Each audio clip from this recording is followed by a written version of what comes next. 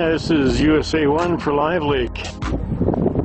And I'm going to show you an oil refinery.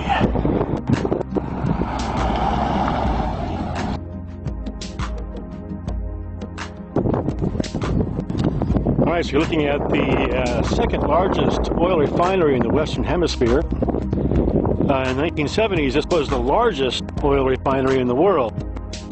This is Hovensa.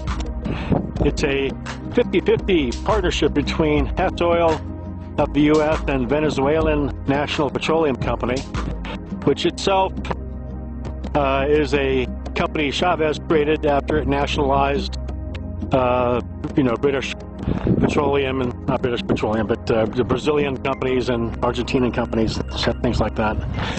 Anyway, so this is a refinery built in 1966. It was Hess Oil originally.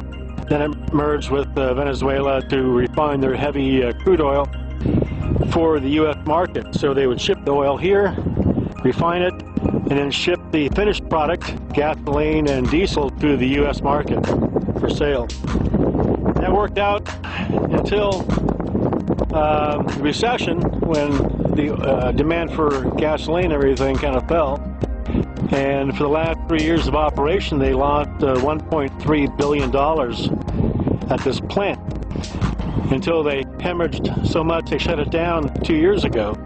So this is a refinery that's been shut down completely for 2 years. A refinery that's so large, you'd think that going offline would cause an impact in the price of fuel and oil, but it hasn't. Anyway, so what do you do with a refinery that's shut down? This is an EPA environmental disaster on the island of USVI, Virgin Islands. So there is a company called Atlantic Refining attempting to purchase this refinery.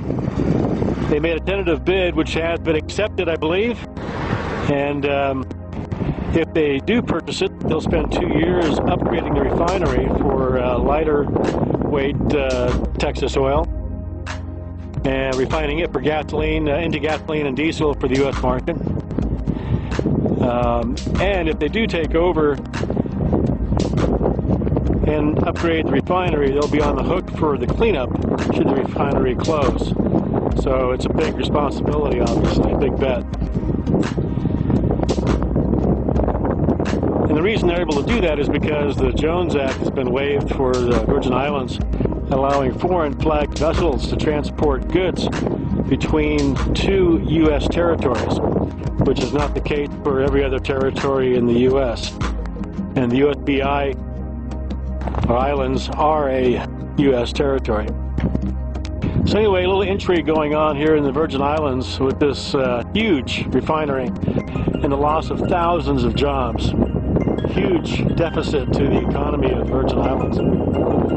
And the saga continues. If it indeed does close down, then how do they clean this thing up? It's humongous. You're seeing a very small part of it right here.